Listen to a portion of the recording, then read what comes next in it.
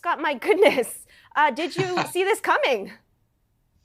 It's a big change. I suppose if you wanted to think about it, you could feel and see it coming. And I say feel it coming because it really has felt like the weight of this issue has started to really bear down on the government.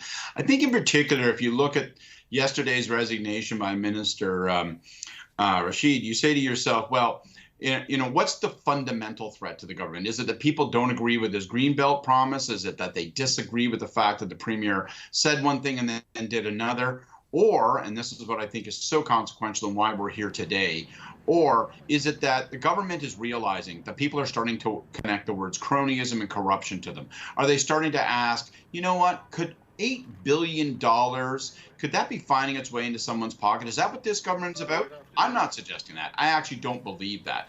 But for the government, I think that creeping realization that people thought perhaps corruption was at play here, obviously accelerated by the notion of people having massages and mani-pedis in Vegas and then lying about it. All of that was just absolute gasoline on the bonfire. Ford was saying that the difference between this scandal and others that previous Ontario governments have faced, including the gas plant scandal, the difference is that this was not taxpayer money that was involved. That's what kind of sets this apart. Do you think that matters to people in Ontario? Well, that's not true. I mean, the reality is that governments make policy decisions and people can make money off of that. So I've heard this defense from the government time and time again. I frankly find it galling. $8.2 billion, and probably far more than that, was opened up in terms of potential benefit. That was the interest that was at stake. That money was able to be made. It was available to a small group of people who participated in a process that was biased and prejudiced, according to the Auditor General, available to them but not others. And that was made only available, that windfall, billions of dollars of windfall, solely because of a government decision. It is as good as printing money and handing it to them at a dinner table. So that is not a valid argument. And frankly, so much of the time today, the Premier spent doing the full Monty, the full mea culpa, the full Greenbelt grovel.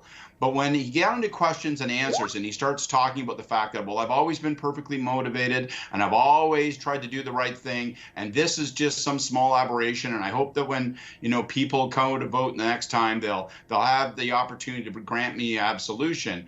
It really does kind of undermine the contrition that was so manifest in his statement. There's a little disconnect between what the Premier had to say when he was scripted and what he had to say when he was asked tough questions.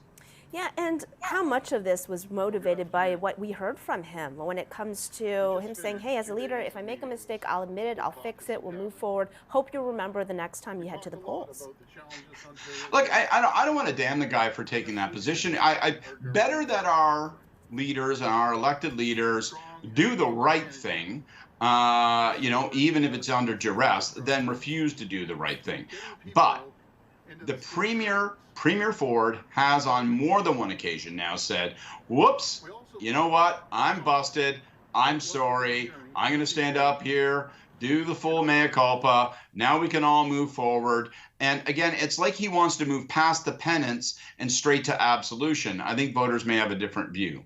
And when it comes to the other side of this, Scott Reid, when it comes to those developers who were awarded those parcels of land, who won them, I guess, or I don't know what words to use in this process in terms of how they were able to essentially get those lands. But what happens to them? What do you see coming from that side of things?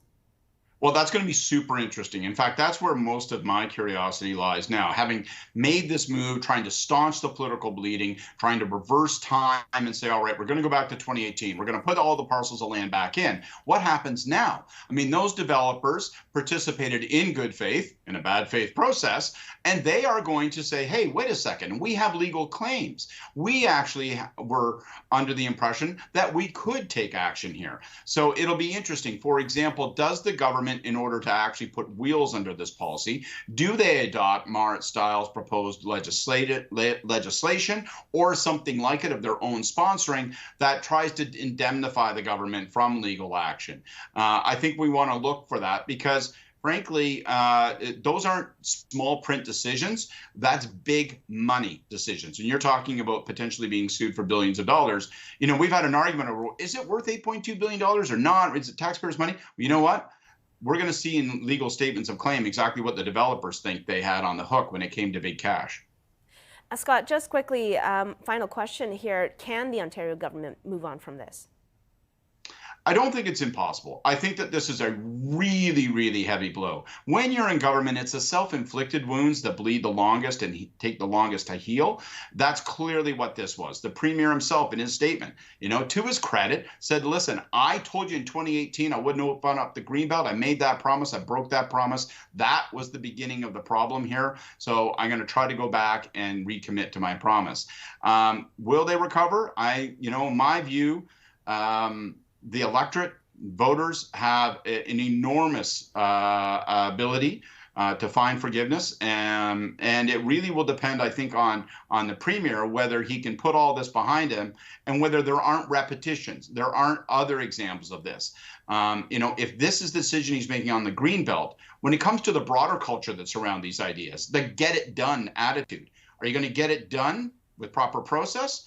Or are you going to get it done like it was in the Greenbelt, where things are jury-rigged in favor of a few, and it led you to this moment that we see here today for Premier Ford?